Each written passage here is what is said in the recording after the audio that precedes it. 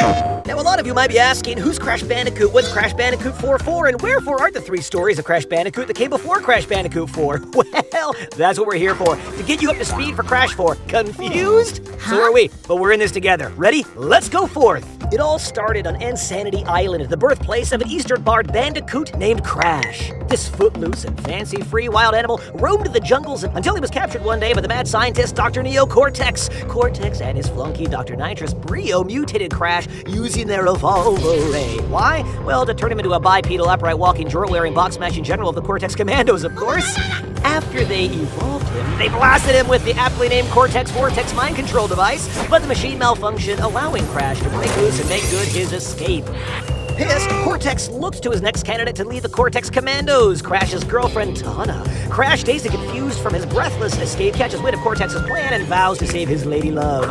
Fortunately for Crash, he meets a guide spirit bound to a mask named Aku Aku, who can give Crash special powers and shepherd him on his quest to save his girlfriend and, less importantly, the world. On their quest, Crash and Aku Aku battle their way through a throng of Drabonis trying to thwart their mission. And they come in all shapes and sizes, from pinstripe Boodaroo to Ripperoo. Do they all rhyme? No, they don't. There's Koala Kong, this other one, and these guys. After battling atop a waterfall through a mine shaft across a power station, Crash comes face to face with Cortex's number 2, Dr. Nitrous Brio, who, thanks to better living through chemistry, morphs himself into the Brio monster. But Crash don't care. Nope, he burns down the house, escapes to the Great Hall, and he meets Dr. Cortex himself atop his airship. Despite his ray gun and hoverboard and really big head, the evil doctor falls to Crash. Thus, the world is saved, and Crash is reunited with his girlfriend. Cortex is presumed dead, but if he was dead, we wouldn't have a second game now, would we? Crash is relaxing in the woods with his sister Coco. Her laptop battery dies, and Crash, being the great brother he is, goes to grab her a fresh one. But he's abducted by Neo Cortex and his new sidekick, Dr. Engine. They take him to a warp room where Neo says, I am a good guy now. Help me collect these crystals to thwart the destruction of Earth because of some planetary alignment thing. Then Embryo, butthurt from being dumped by Neo Cortex in Game 1, tells Crash that Cortex is shady and shouldn't be trusted. Collect me 42 gems and we'll stop Cortex's evil plan. Now, with not one but 2 monumental tasks ahead of him, Crash brings in some help. His pet polar bear named Polar. Clever. Coco, new laptop battery in hand, starts hacking into Cortex's communications to see just what he's up to.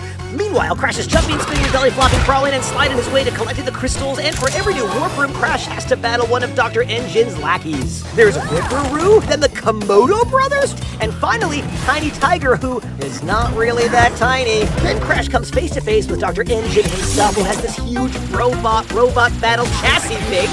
After defeating the evil doctor, Coco finishes her hack and reveals Cortex's true intentions. He's still evil and rocking a new and improved Cortex Vortex. To foil Cortex's plan for world domination, Crash grabs a jetpack and chases him into space. Cortex puts up one hell of a fight, and I mean it. Crash gathers the last of the gems, delivers them to Nitrous Brio, who uses them to power a massive laser which obliterates the space station and the Cortex Vortex along with it once and for all.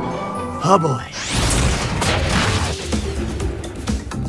The remains of Cortex's space station come crashing down to Earth and destroy a prison holding a great evil in the form of Uka Uka. Who's that? Well, put that thing down, flip it, and reverse it, and what do you got? That's right, Aku Aku, it's his evil twin brother. What? To thwart his evil brother, Aku Aku takes Crash and Coco to Dr. Yes, another doctor, Nefarious Trophy's Time Twister Time Machine. Again, not a lot of mystery with these names. Together, Crash and Coco, with some help from Coco's pet tiger Pura, must gather the crystals which are scattered across time before Cortex can get his hands on them. After gathering 5 crystals, Crash travels back to ancient Rome to face off yet again with Tiny Tiger.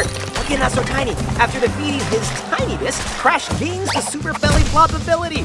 Another 5 crystals unleashes Dingo Dial. Once Crash turns that dingo into a dingus, he's able to double jump. Yeah, nifty. After 15 crystals, Dr. Entropy himself joins the fight to stop Crash, but no luck, Buttercup. Crash dispatches him with ease and unlocks the Death Tornado Spin. Then Coco and Purah tag team Dr. Engine, unlocking the Fruit Bazooka power-up for everybody. Once the crew hit 25 crystals, they pitted against Dr. Cortex once again, but this time, the evil doctor has an evil spirit on his side.